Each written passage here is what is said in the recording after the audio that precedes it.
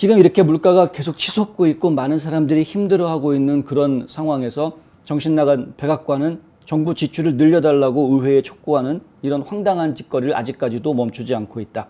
공화당 관료도 그렇다는 것이죠. 이게 지금 백악관 국가경제위원회 NEC라는 국가경제위원회의 브라이언 디즈 국장인데요. 브라이언 디즈 국장이 한 이야기는 지금 이 경제 인플레이션 문제를 해결하기 위해서 가장 먼저 풀어야 될 문제가 바로 공급망이다. 이렇게 이야기합니다. 그 말은 맞습니다. 공급망을 풀어야 된다. 근데 공급망을 풀어야 된다라는 말이 어떤 의미냐? 지금 이제 공급망을 풀어야 된다라는 거에는 크게 두 가지 의미로 우리가 해석을 하고 있는데요.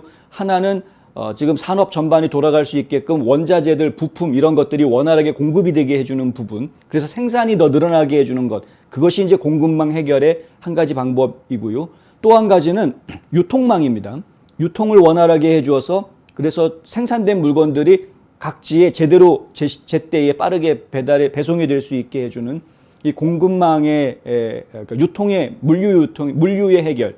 그러니까 이제 원자재 유통의 해결, 물류의 해결 이 두 가지를 가지고 이제 공급망 해결 이렇게 이야기를 주로 하고 있는데 그 외에도 또 있을 수 있겠습니다만. 근데 지금 이제 이 디즈 국장이 하는 이야기는 뭐냐면 주로 이제 원자재 공급에 대한 부분입니다. 원자재를 원활하게 공급을 시켜 주어서 생산을 늘려야 된다. 이제 이쪽을 지금 이야기를 하고 있는 것인데요. 생산을 늘리기 위한 공급망 해결에 대한 부분을 이야기하고 있는 것이고요. 근데 그 중에서도 특정 품목을 이야기합니다. 그게 바로 반도체입니다. 그러니까 반도체 시설을 국내에 더 많이 건설을 하고 그래서 생산이 더 늘어나면은 가격을 낮출 수 있는 것 아니냐 이런 식의 이제 이야기를 하는 것이죠. 반도체 공장은 짓는데 뭐 며칠이면 뚝딱 지을 수 있나 보죠. 그때 딱 반도체 공장 지읍시다 그러면은 바로 내일 기공식 그 다음 날 착공식 중공식 이렇게 되는 겁니까? 절대 아니죠. 예, 반도체 공장 하나 만드는데 시간이 일단 걸릴 거 아닙니까? 뭐 1년이든 2년이든 걸릴 거 아닙니까? 거기서 양산되는 제품들이 나오기까지는 상당한 시간이 걸리는 겁니다. 근본적으로는 장기적으로 보면은 중요하죠. 이렇게 생산 기지들을 더 국내에 많이 만드는 것들은 매우 중요합니다. 그러면 이제 중국이라든가 다른 제3국가의 의존도를 낮출 수 있는 것이고 지금 막혀있는 공급망을 원활하게 풀 수 있는 그런 인프라스트럭처가 될 수가 있겠죠. 그런데 그건 장기적인 비전이라는 겁니다. 장기적인 비전. 지금 문제는 당장 터져 있는 건데 예전에 없었던 문제가 지금 갑자기 생긴 거 아닙니까? 팬데믹 지나면서. 그러면은 이 문제를 다시 예전으로 돌이키는 것만으로도 해결할 수 있는 상황인데 굳이 새로운 시설 투자를 해가지고 생산을 늘리겠다라는 식의 계획을 추진해야 되는 이거는 나중 이야기인 거죠. 지금 당장 급하게 할 수 있는 이 일의 순서를 따질 때 중요하고 급한 것부터 먼저 해야 되는 거 아닙니까? 근데 중요하긴 하지만 급하지 않으면 우선순위에서 조금 밀릴 수 있는 게 그게 정상적이고 상식적인 건데 지금 디즈 국장이 이야기하는 거는 이 순서가 뒤바뀌고 있는 모습을 제가 지금 보여주고 있다는 겁니다. 그러니까 지금 이 사람들이 이야기하는 반도체 공장을 세워주고 뭡니까? 배터리 공장을 더 만들어서 그거를 더 생산을 더 전기자동차 같은 것들이 더 생산되게 늘려주고 이러한 작업들을 하기 위해서 그 산업체들을 지원해주는 지원 예산을 형성을 해야 되니까 그걸 빨리 의회에서 통과시켜달라고 요구하고 있는 것인데 그것이 공급망을 해결해 줄 것이다. 이렇게 이야기하고 있는 것인데 저희가 볼 때는 상당히 상식선에서 좀 떨어져 있다. 무슨 영화 보면서 정책 세우는 사람들 같습니다. 영화 보면은 뚝딱뚝딱 금방 만들죠. 현실 세계에서는 그렇지가 않은데 왜 그거를 이렇게 헷갈려하고 힘들어하는지 저는 정말 좀 갑갑합니다. 이해가 좀 안 됩니다. 정부 지원 예산 그래서 그 정부가 쓰는 정부 지출이 늘어나면 늘어날수록 그 이야기는 민간 시장의 자금이 그만큼 더 풀린다라는 이야기이고 민간 시장의 자금이 더 풀리면 풀릴수록 그것은 물가 상승 요인이 될 수밖에 없다. 결국에는 시중에 돈은 통화가 늘어나게 되는 거니까요. 생각해 보십시오. 그러면 지금 연준에서 어떻게 해서든 긴축 통화 정책을 해가지고 시중에 유통되는 돈을 줄여서 소비 심리를 줄여가지고 물가를 낮추겠다라고 지금 저렇게까지 하고 있는 상황에서 정부에서는 돈 더 쓰게 해달라. 그래야 공급망 해결할 수 있다 이런 식으로 이야기하고 서로가 말이 앞뒤가 안 맞는 지금 어그적거리는 손발이 맞아야 일이 되는 건데 지금 연준하고 지금 국가경제위원회하고는 지금 손발이 맞지가 않는 저희가 알기로는 국가경제위원회 멤버 중에 하나가 연준 의장인데 근데 하여간 말이 안 되는 이야기들을 지금 하고 있는 모습을 제가 보고 있다. 어쨌든 디즈는 이렇게 이야기합니다. 연준이 긴축 정책을 지속함에 따라서 주택담보대출 금리가 인상될 것이 분명하다. 하지만 우리가 그렇게 할 때 우리는 주택건설업자들이 계속 공급하도록 해야 한다. 왜냐하면 우리는 주택 문제가 합리적인 공급의 부족이라는 것을 알기 때문이다. 10년 이상 지났지만 이러한 변화를 통해서 건설업자들이 저렴한 주택을 계속 지을 수 있도록 인센티브를 제공하는 것은 이런 식으로 얘기합니다. 인센티브를 제공한다.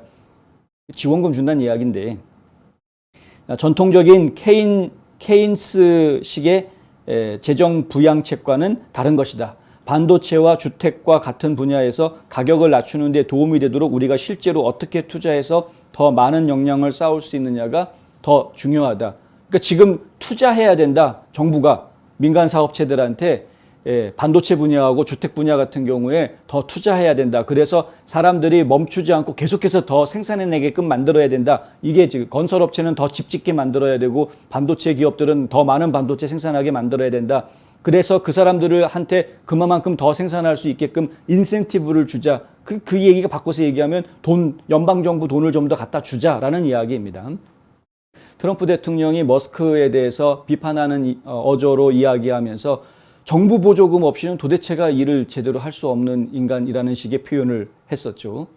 지금 대기업이 되기까지 그들이 정말 다른 중소기업들처럼 열심히 스스로 일한 만큼의 부를 축적을 한 것이냐 아니면은 조금 불공정하게 더 많은 지원금을 정부로부터 그것은 결국 국민들의 세금을 걷어들인 것인데 국민들의 세금을 지원받아서 자신들의 사기업들을 키웠느냐 이런 부분들을 놓고 이야기를 해보면 지금 대기업들이 그래서 사회적인 책임을 안 질 수가 없는 거죠. 본인들이 그렇게 대기업으로 성장하기까지는 그런 국민들의 세금을 지원받아서 움직였던 정부로부터 지원을 받은 것으로 겉으로는 드러나는 것이지만 따지고 보면은 그게 결국엔 다 국민들이 낸 세금으로 한 것이기 때문에 결국은 큰 기업일수록 사회적인 책임을 질 수밖에 없는 게 본인의 성공이 자신의 능력만으로 된 것이 아니라 그런 전 국민들의 지원과 도움 속에서 그 기업이 성공했기 때문에 그 기업도 사회적인 책임을 가지게 되는 겁니다. 물론 이제 그것을 비영리 단체라든가 자선 단체라든가 여러 가지 방법을 이용을 해서 자발적으로 좀 사회에 환원을 하는 것이 저희가 바라는 방법인 것이죠. 그리고 정부가 강제로 세금으로 걷어가지고 가난한 사람들한테 나눠주겠다 이런 식의 방법을 저희가 원하는 것은 아닙니다만은 근데 어쨌든 간에 그러한 그 정부의 지원이 없이 과연 기업이 제대로 성장 못한다라면 그 기업은 처음부터 경쟁력이 없었던 것 아니냐라는 생각을 할 수밖에 없죠. 근데 바꿔서 이야기하면 시장 경제 원리에 그대로 그냥 내버려 두어서 자신들이 성장할 수 있는 회사면 성장하고 성장할 수 없는 회사는 안타깝지만은 도태될 수밖에 없는 그 경쟁의 원리가 그대로 그냥 살아있게 만들어주면 자연스럽게 건강한 기업들이 살아남는 그런 시장 구조가 될 것인데 여기에 정부가 개입을 해가지고 자꾸 돈을 준다라는 부분이 일단은 돈을 받지 못하는 다른 기업들한테는 불공정한 상황이 되는 것이고요. 그리고 지금과 같이 인플레이션을 잡기 위해서 통화 긴축 정책을 쓰려고 하는 그런 상황에서는 더더군다나 정부가 무리하게 돈을 더 많이 쓰겠다라고 요구하는 것 자체가 사실은 이 물불 못 가리는 모습을 보여주는 정상적이지 않은 모습을 보여주고 있는 것이다. 이렇게 저희는 이해할 수밖에 없습니다. 정부에서는 지금 우리가 돈 쓰는 거는 무슨 포퓰리즘 같은 그런 돈이 아니다. 그게 이제 케인스주의가 아니다. 이렇게 이야기하고 있는데 근데 그 포퓰리즘이든 아니든 상관없이 지금 일단 시중에다가 돈을 푼다라는 것 자체가 굉장히 위험하다라는 지적을 계속 해오고 있는데도 정신 못 차리고 있기 때문에 이런 이야기를 제가 할 수밖에 없다.